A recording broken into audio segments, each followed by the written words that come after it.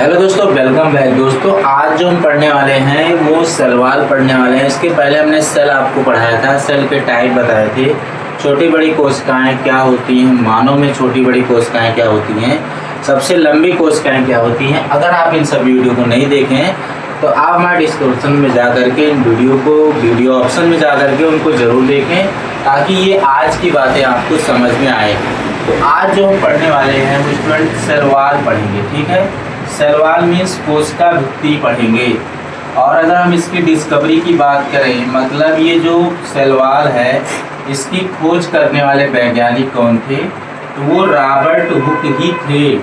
Robert Hooke ने इन 1665 में ही cell wall की खोज कर डाली थी। मीन्स कैसे, मैंने आपको बताया था कोशिका की खोज कैसे की थी, मृत कोशिका पे खोज कैसे की थी, और एंटोनी वान लीवनहाग ने जीवित कोशिका पे खोज कैसे की थी, तो उसी में इसको बताया गया है, ठीक है। तो आप उसको जरूर देखने जा करके। तो यहाँ पर हम डिस्कवरी की बात कर लिए कि सेलवाल की खोज कौन किया था, तो रॉबर्ट हुक ने किया था इन 1665 में। तो ये जो सेलवाल होती है इसमें हम एक देखते हैं प्लांट सेलवाल, और एक हम देखते हैं एनिमल सेलवाल, ठीक है। तो यहाँ पर प्लांट सेलवाल को अगर हम देखें तो यहाँ पर जैसे हम प्लांट सेलवाल बना दे रहे हैं समझने की पर्पज से, ठीक है। तो यहाँ पर सबसे बाहरी जो ये परत है वो सेलवाल है जो सेलुलोज की बनी होती है, और इसके अंदर में हम थोड़ा सा जाएंगे तो यहाँ पर आपको मिलेगा प्लाज्मा मेम्ब्रेन। प्लाज्मा मेम्ब्रेन मिलेगी आपको, जिसे प्लाज्मा झिल्ली बोलते हैं। यहीं पर अगर हम देखें तो यहीं पर आपको रिक्तिका मिलेगी, मीन्स वैक्यूल्स देखने को मिलेगा। यहीं पर अगर देखें तो मिडिल में इसके न्यूक्लियस देखने को आपको मिलता है, ठीक है। केंद्रक आपको यहाँ पर देखने को मिल जाएगा। सेम अगर हम बात करें यहाँ पर एनिमल सेल में, तो ये क्या है, जैसे ये है सेल, ये क्या है, कोशिका है, और कोशिका के अंदर में एक प्यारा सा न्यूक्लियस है, एक प्यारा सा न्यूक्लियस है, और इसके अंदर में देखेंगे तो एक होता है न्यूक्लियोलस, एक न्यूक्लियोलस होता है जिसे हम केंद्रिका बोलते हैं।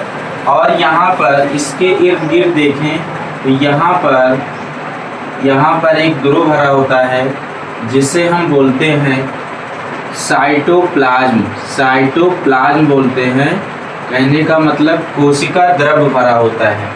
इसके अंदर में एक परत पाई जाती है, एक मेम्ब्रेन पाई जाती है जिसका नाम है प्लाज्मा मेम्ब्रेन। क्या है, प्लाज्मा मेम्ब्रेन होती है, प्लाज्मा मेम्ब्रेन होती है, ठीक। तो अगर हम सेलवाल के बारे में बात करें तो सेलवाल क्या होता है, ठीक। तो ये कोशिकाओं को, इसका फंक्शन देखें तो ये कोशिकाओं को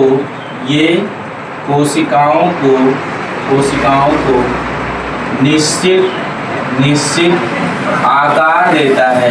ये निश्चित क्या देता है, आकार देता है, ठीक। और ये साथ ही साथ क्या देगा, ये कोशिकाओं को मजबूती देता है। क्या देता है, मजबूती देता है, ठीक है। और ये क्या करता है, कोशिकाओं को सहारा देगा। क्या देगा, सहारा देता है। साथ ही साथ उसको ये क्या करता है, संरक्षित करता है, मीन्स संरक्षण करने में भी ये सहायता करता है। तो मैंने देखा इसका फंक्शन, ये कोशिकाओं को निश्चित आकार देगा, ये मजबूती देता है, कठोरता देता है, सहारा देता है, संरक्षण देता है। या कोशिकाओं को, जैसे कोई बाहर से पदार्थ अंदर आ जाए तो ये कोशिकाओं को क्या करता है, ये कोशिकाओं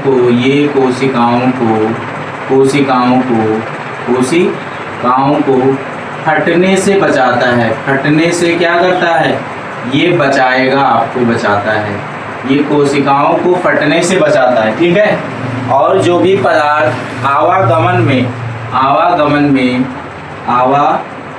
में अंदर बाहर होते हैं उनको भी ये क्या करना, कंट्रोल करने का काम करता है। अब देखिए ये मुख्यतः अगर देखा जाए तो जो सेलवाल होती है ये मुख्यतः आपको जीवाणु में देखने को मिलेगी, जीवाणु में देखने को मिलेगी, ठीक है। कवक में यानी फंजाई में देखने को मिलेगी।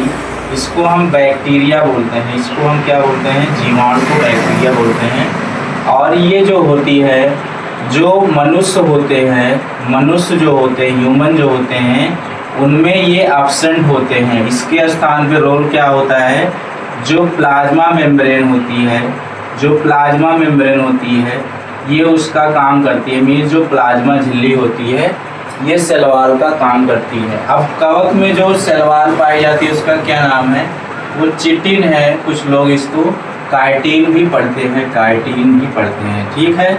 और जो यहाँ पर बैक्टीरिया में देखा जाए तो बैक्टीरिया में जो सेल वॉल पाई जाती है उसका नाम है पेप्टिडोग्लाइकॉन होती है। क्या होती है, पेप्टिडोग्लाइकॉन। वही अगर हम देखें पादप में देखें, पादप मतलब क्या होता है, प्लांट में, प्लांट में जो सेल वॉल होती है जो अभी हमने देखा वो किसकी बनी होती है, वो सेलुलोज की बनी होती है, वो सेलुलोज की बनी होती है। तो नेक्स्ट के लेक्चर में हम आपको बताएंगे, नेक्स्ट के लेक्चर में आपको मैं बताऊंगा कि प्लाज्मा मेम्ब्रेन क्या होती है। इसको हम डिटेल में पढ़ेंगे। इन सभी टॉपिक को जो आपको फिगर में नज़र आ रहा है, इन सब को हम जो है लेक्चर के माध्यम से आपको एक एक करके समझाएंगे, जितने भी फिगर में पॉइंट आए हैं। और यहाँ पर जो भी पॉइंट है ये एग्जाम पर्पज से बहुत ज़्यादा इम्पॉर्टेंट है, स्टूडेंट इसको अच्छे से पढ़ना है। फिर मिलते हैं नेक्स्ट वीडियो में प्लाज्मा मेम्ब्रेन के साथ। और भी बहुत सारे सेल से संबंधित वीडियो आपको प्रोवाइड करता रहूँगा। तो इससे पहले जो वीडियो आपने नहीं देखा उसको ज़रूर वॉच करें ताकि आपको बातें अच्छे से समझ में आए। तो दोस्तों आज के लिए इतना ही, थैंक यू।